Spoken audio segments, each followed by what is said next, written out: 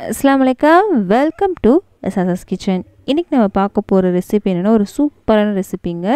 நம்ம பசங்களுக்கு ரொம்ப பிடிக்கும். செம டேஸ்டா இருக்கும். நம்ம இன்னைக்கு பார்க்க போறது crispy bread sandwich தான் பார்க்க போறோம்.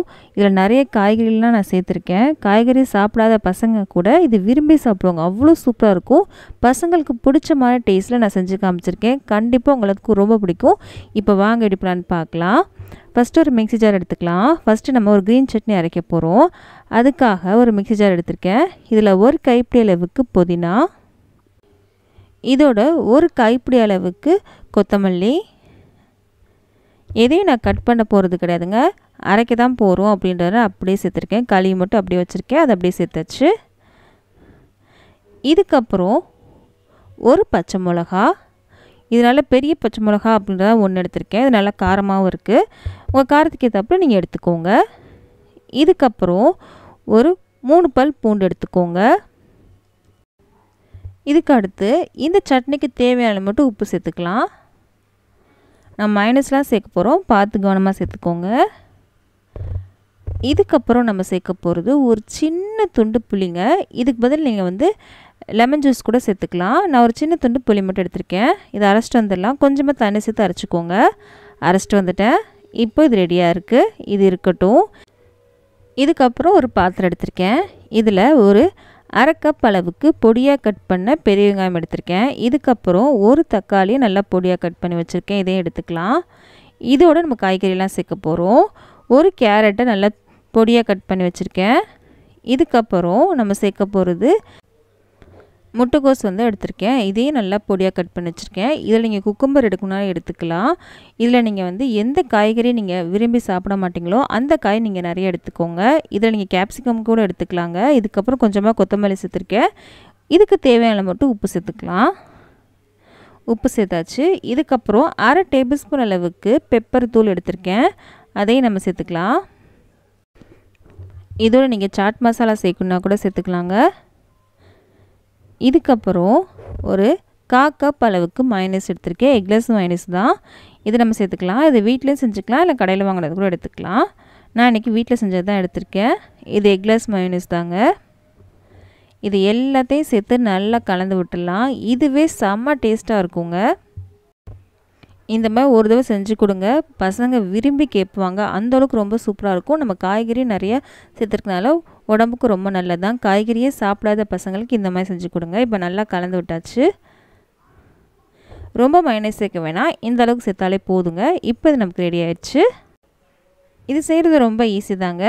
இதுக்கப்புறம் 2 பிரெட் ஸ்லைஸ் எடுத்திருக்கேன். இதில் கொஞ்சமாக பட்டர் தடவிக்கலாம். நீங்கள் பட்டர் தடவை விருப்பம் இல்லை அப்படின்னா நீங்கள் நெய் கூட எடுத்துக்கலாங்க. அது உங்கள் விருப்பம் தான். நான் இன்றைக்கி பட்டர் தான் தடவுறேன்.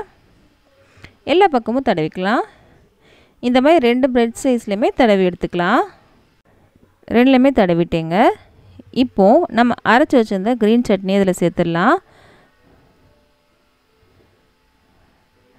எல்லா பக்கமும் தடவிடலாம். 2 பிரெட்லையுமே நம்ம தடவிக்கலாம். நிறைய சேர்க்கனாலும் சேர்க்கலாம், இல்லை கொஞ்சமாக சேர்க்கனாலும் சேர்க்கலாம். அது உங்கள் விருப்பம்தான். உங்கள் டேஸ்ட்டுக்கு ஏற்றாப்புல நீங்கள் எடுத்துக்கோங்க. இப்போ தடவியாச்சு. இதுக்கப்புறம் நம்ம செஞ்சு வச்சுருந்த மயோனைஸ் வெஜிடபிள்லாம் கலந்து வச்சுருந்தோம்ல, அதை நம்ம சேர்க்கலாம். எவ்வளோ தேவையோ அதை நீங்கள் சேர்த்துக்கோங்க.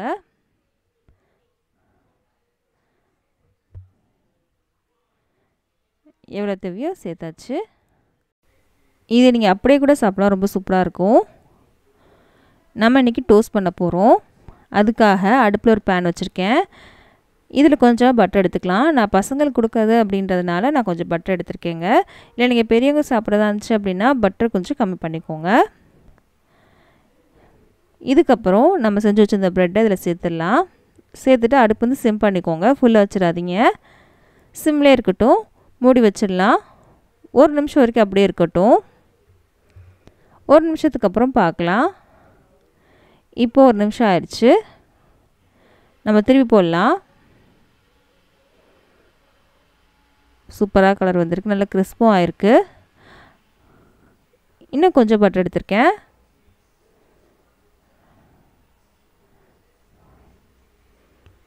திரும்ப மூடி வச்சிடலாம். அந்த பக்கம் நல்லா கலர் வந்ததுக்கப்புறம் எடுக்கலாம். 2 பக்கம் சூப்பராக நல்லா கிறிஸ்பாக வந்துருச்சுங்க. இப்போ நம்ம இதை எடுக்க போகிறோம். அவ்வளோதான், நமக்கு சூப்பரான கிறிஸ்பியான சாண்ட்விச் ரெடி ஆயிடுச்சு. செம்ம டேஸ்ட்டாக இருக்கும். கண்டிப்பாக பசங்க எல்லாத்துக்கும் ரொம்ப ரொம்ப பிடிக்குங்க. கண்டிப்பாக நீங்கள் செஞ்சு கொடுங்க, விரும்பி சாப்பிடுவாங்க. அடிக்கடி கேட்க ஆரம்பிச்சிடுவாங்க. அந்தளவுக்கு ரொம்ப ரொம்ப சூப்பராக இருக்கும். இதே மாதிரி இன்னொன்று செஞ்சு காமிக்கிறேன் உங்களுக்கு. இந்த வீடியோ பிடிச்சிருந்துச்சு அப்படின்னா ப்ளீஸ் உங்கள் ஃப்ரெண்ட்ஸ்க்கும் ஃபேமிலிஸ்க்கும் மறக்காமல் இந்த வீடியோ ஷேர் பண்ணிடுங்க, லைக்கும் பண்ணிடுங்க. அப்போ தான் இந்த வீடியோ நிறைய பேருக்கு ஷேர் ஆகும். நம்ம சேனலில் சப்ஸ்கிரைப் பண்ணவும் மறக்காதீங்க. ரெட் கலர் சப்ஸ்கிரைப் பட்டனை கிளிக் பண்ணி பக்கத்தில் இருக்க பெல் பட்டனை கிளிக் பண்ணி வச்சுக்கோங்க. அப்போ தான் இனிமேல் போட போகிற எல்லா வீடியோவும் சேரும்.